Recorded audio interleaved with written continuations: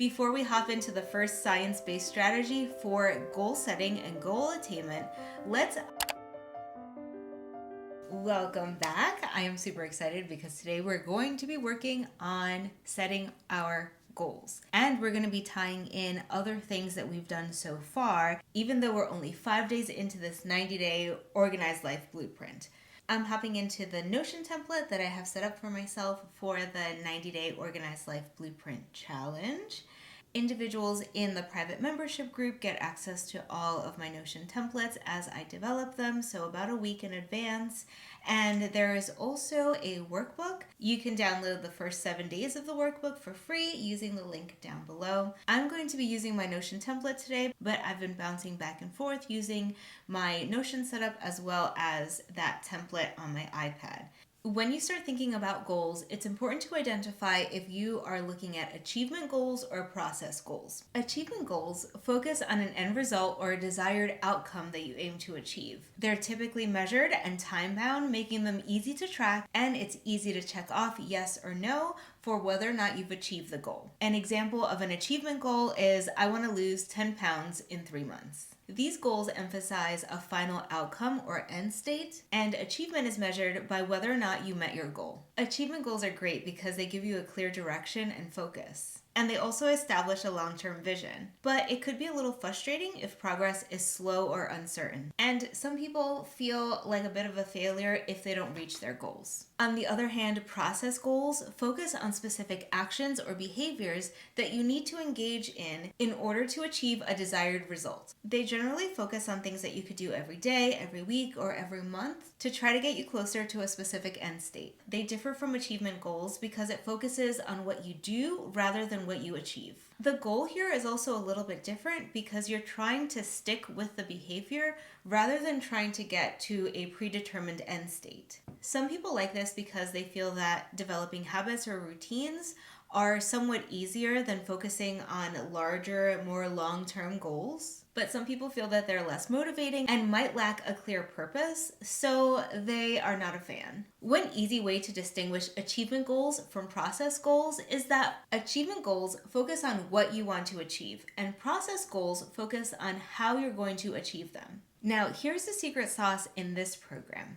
We want to put together process goals and achievement goals. This is what that looks like. An achievement goal for me is to lose 15 pounds over the next 90 days. A process goal related to that achievement goal is meal tracking every day. Another goal that I've been toying with is getting conversational in Japanese by March of 2025 when I have a big Japan trip planned. A process goal for that is to practice Duolingo for 5 to 10 minutes a day. Whenever I have an achievement goal, I try to also have a process goal that will help me reach that desired end state. But that's not really a two-way street. I have several process goals that aren't related to a specific achievement goal. For example, here on this YouTube channel, I have a process goal of posting 1 video a week for the next 12 weeks. But I don't have a specific outcome that I'm trying to get to. I'm not trying to hit a specific number or a specific amount of ad revenue. I just want to get into the habit before 2025 of posting a video every week. If you're the type of person that's watching this 90-day full life reset series, you might be the type of person that has a lot of goals. I'm going to encourage you to be judicious with how much you're committing to over the next 90 days. We're going to be doing things on an everyday basis to try to get our whole life in order. So you won't have a whole lot of cognitive bandwidth or extra time to really be focusing on a dozen goals. So I encourage you to narrow your goals down to 3 to 5 goals. Gold star if you could get it to just 3 goals. Now, there are different ways that you can narrow down your goals, and I actually did a video on what to do when you have too many goals at the beginning of a year. I'm going to link that up above. But for this program, I want us to really focus on values-based goals, or goals that are going to get us closer to that idealized life that we worked on depicting yesterday when we developed our vision board. Now, with that in mind, let's start generating some potential goal ideas before we hop into the first science-based strategy for goal setting and goal attainment. Let's ideate a little bit and think about potential goals. So meet me in my Notion template. All right, here in my Notion template, we are going to start with ideation. Ideation. All right, so one idea I have is weight loss as a potential goal. The other one is that process goal that I discussed. So posting every week, one video. I want to have an organized schedule. Organized life.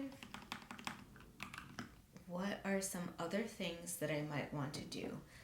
I am going to take a look at my vision board. Okay, what did my vision board tell me yesterday? It said that I wanted to be fit and friendly. So potentially I could focus on my health and fitness. I could focus on deepening my social connections, planning routines. It's kind of captured in my organized life. Being financially ready. I mean, one way that you can do that is by tracking your finances, managing time. So potentially some sort of cadence of reviews. I want to have calm productivity, but there's no specific goal with that I can necessarily have. I want to have an organized home. So a potential goal is if I was going to do a process goal, it would be tidy for 30 minutes a day or do a deep clean once a week. Productivity psychologist just has to do with the things that I'm doing here. So I already have one for that, which is posting weekly. So now that I've taken a look at this, I'm going to go back into my goal setting and see if there's anything else that I want to add. Maybe work out more, eat healthy, be more social. I think that's a good amount in terms of ideating. So I have 7 different things that I could potentially focus on. I'm going to narrow this down to 3. Now, part of the structure of the 90-day organized life blueprint is that we're going to focus on organizing your life in such a way that you're going to have a clean canvas in which to impose your goals. So the point of getting everything organized is not just so that you can have an aesthetically pleasing house and that you could walk around looking confident like you have everything under control. Part of getting your life in order is so that you can spend that focused effort and mental power on really chasing the things that are important to you, chasing down those big audacious goals, or focusing your efforts on what might be important to you in that season of life. So the things related to organizing, I'm going to remove from my goals list. And the reason I'm doing that is I am going to walk through this 90-day program, which is going to help me gather some organization, some cadence of review and responsibility. So those things related to that general feeling of order, I'm going to pull out of here and I'm going to focus on some concrete additional goals, the type of goals that will need a 90-day runway. And our belief is that as we focus on organizing all of the areas of our life, the goal attainment and the specific behaviors related to the goal attainment are going to get easier over time. So I want us to choose some big behavioral based goals. So right away, I'm going to delete that organized life, organized schedule. Be more social is not a goal that's going to be able to fit into our SMART framework. If you're not familiar with the SMART framework, it's an evidence-backed way of increasing the likelihood that you'll attain a specific goal. And SMART is actually an acronym. It stands for specific, measurable, achievable, relevant, and time-bound. So when we have something like be more social, one way to make that a SMART goal is to be specific. So maybe I'll say, I will meet up with friends. So that is specific and measurable. I'm meeting up with people that I know already. And it's measurable because you can identify that it's complete or not complete. So yes, no. Is it achievable? I will meet up with my friends every week. Every week might not be achievable for me, but every month, that seems attainable and achievable to me given all of my other commitments. Is it relevant? Well, the way that you evaluate if this is relevant is we can refer back to our handy dandy values assessment. So we did the values assessment on day 2, and I'm moving back to my values assessment all the way to the bottom. All right, what are the things that are important to me? Aesthetics and beauty, so the way that things look. Achievement, so being able to have some mastery. Flexibility, and equanimity, so calm. Does being more social fall under one of these core values? I don't think that it does for me at this very moment, even though later on in the program, we're going to be discussing the importance of social connection and what science says about the relationship between those social connections and your perceived happiness in life and also even your longevity. But at this season of my life, it's not really one of my core values, so I don't know if I want to be investing my time and energy in that for the next 90 days, especially when I'm doing a very focused, dedicated push toward getting my life in order. So going back to goal setting, being more social probably doesn't hit the mark. So weight loss, working out more, and eating healthy, all of those are kind of related. So if I move those up here, just so that they are like near each other, so I have weight loss, work out more, eat healthy, and then posting every day, which I'm sure I meant every week. I think that I'm comfortable with these 4 goals. And the reason is there's actually some process goals here and some achievement goals here. The achievement goal is weight loss, but working out more, that is a process goal. And eating healthy, even though that's not direct enough, and we're about to push that through the SMART framework, that is also a process by which to lose weight. And posting every week is a process goal, so a process goal by itself is fine to have. So let's get really smart about these goals. So for weight loss, we're going to have a SMART goal, and it's going to be I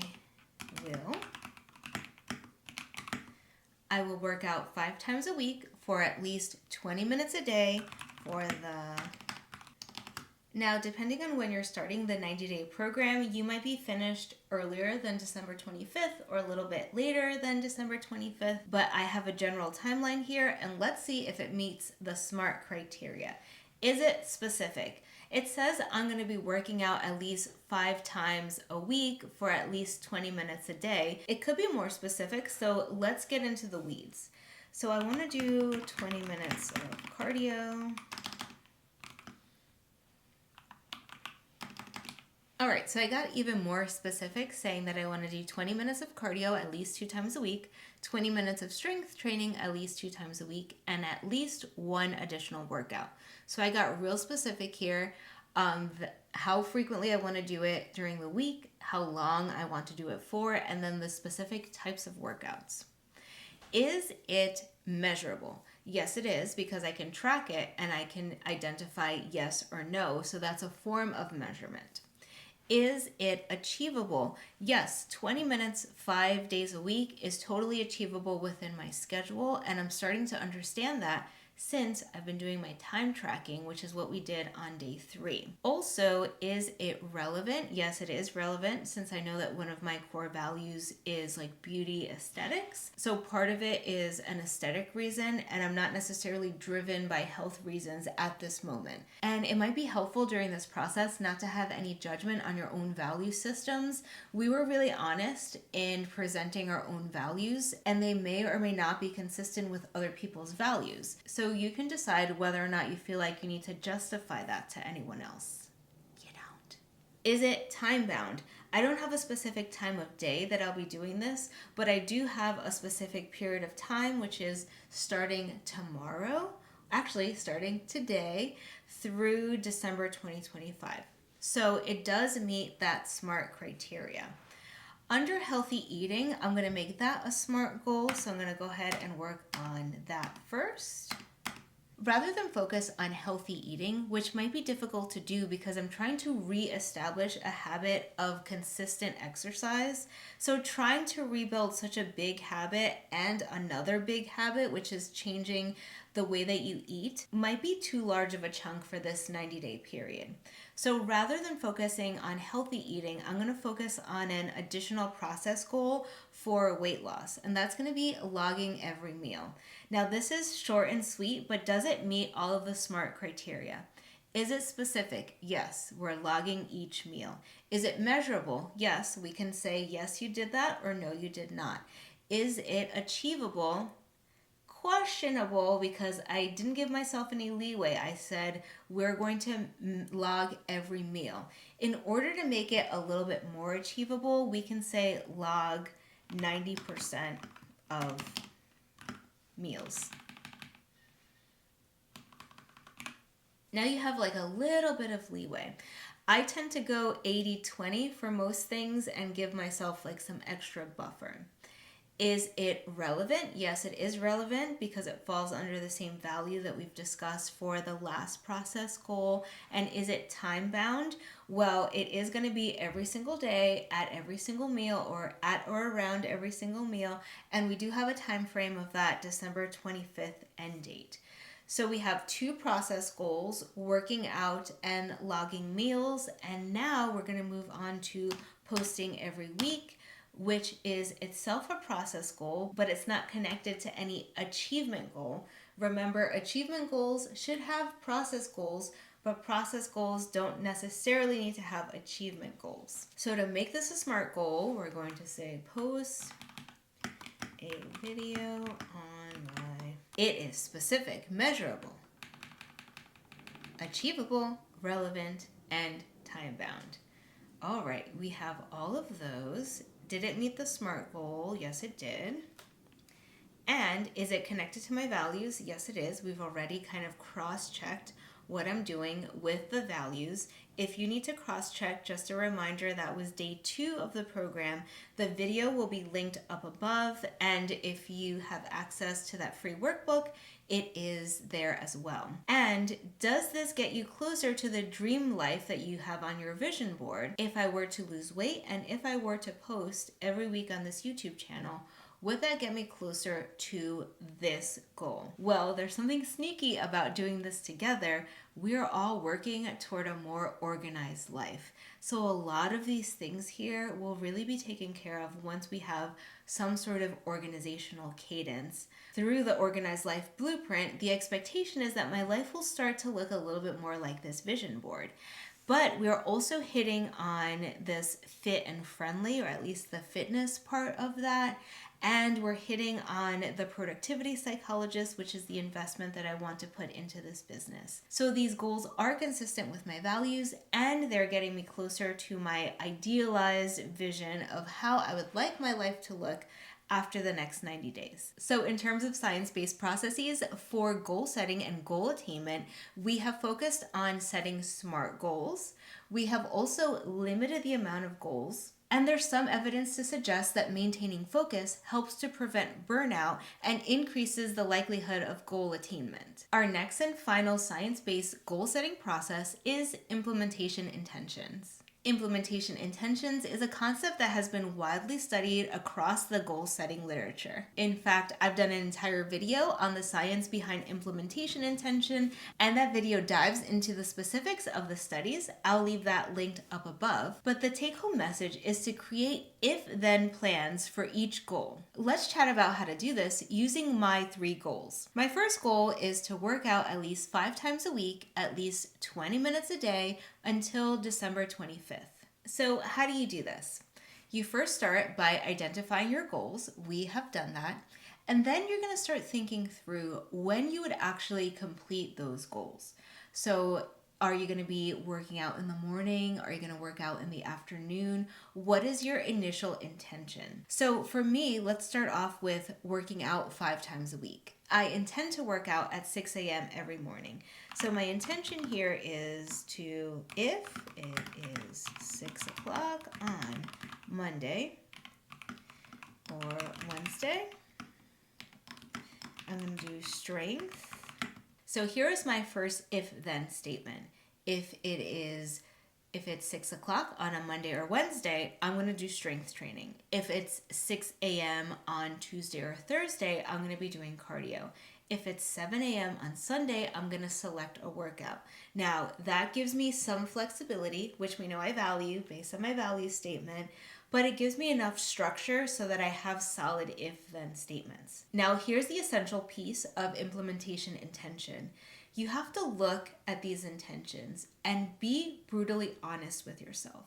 Ask yourself, what are the barriers or things that can get in the way at 6 a.m. during the week and 7 a.m. during the weekends? Write down all the barriers that you think you might face. So one of the barriers for me here is, let me just set this up better. Okay, next up, I have barriers. So some barriers could be like, I don't want to get up. Don't want to get up. Another option is I do want to get up, but I want to go to work immediately. This happens sometimes when I have anxiety related to some sort of like thing that's due or some sort of performance at work. So urgency at work. And sometimes I'm just going to like forget or just not make it, right? I would say that another barrier is that I don't know what to do, but I do have, so I would just say, don't know what to do. Here are 3 barriers that I identified. So the next thing to do is identify backup plans. So how can I get over or through those barriers? If I don't want to get up, what should I do? I think I'm going to enlist the help of my spouse. So my husband is at the gym at like 5 o'clock every morning. He actually comes back to take a shower at 6 in the morning. So I can ask him to wake me up. If there's a true urgency at work, I'd like to say that I'm going to put myself first and still do the workout, but I just won't be able to fully focus. So that is a situation where I might have to do it after work. So workout after. I'm going to be real specific and I'm going to say from 7 p.m. to 8 p.m. And the reason is after work, I have to pick up my son from his after school activities and then we're going to come home and eat. So I want to give myself a specific time window. If I didn't do it in the morning, I must do it between 7 and 8 o'clock. And then if I just don't want to do it, what are some ways that I can increase my motivation? One of them is understanding that you can act in spite of your own motivation, but that is like a higher level thing that we may not get to in the next 90 days. So what are some ways that I can get over not wanting to? I can utilize a folder of pictures in my phone because my phone is always next to me every morning and I've already kind of pre-worked out that if I don't feel like it, I can utilize my phone and I can have a file in there where I'm looking at pictures of like body types that I want or ways that I want to look because I'm leveraging my values, the value that I place on aesthetics, toward motivating me toward getting in the morning to get this done. So folder with photos. Additionally, if I make it easy for myself, I could potentially overcome that hurdle of not wanting to. So I do want to lay out my clothes the day before and identify the workout the day before. Actually, that is the barrier that I identified, which is that I don't know what to do. But as I read that, my brain read, you don't want to do it, which is kind of interesting. If I was a Freudian psychologist, I might say that was like a Freudian slip. But because I'm a behavioral psychologist and there's no specific evidence on Freudian slips, I'm just going to say that I did kind of identify with kind of not wanting to do this, not wanting to get back on the saddle. So I'm kind of happy that I set up those extra backup plans. I'm going to do that for my other 2 goals, and then we'll come back to finish off for today.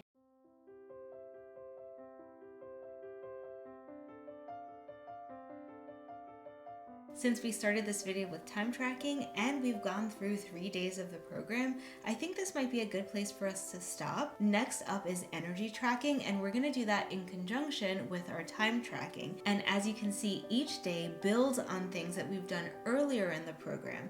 So I hope that you're following along and that you're subscribed to this channel so that you can see how I walk through this 90-day process, and maybe you're inspired to hop into the process with me. If you are, leave a comment in the comment section down below on what 3 goals you identified as being your side quest for the next 90 days. It sounds like there's a dog that wants to come into the room. This little guy is Darwin.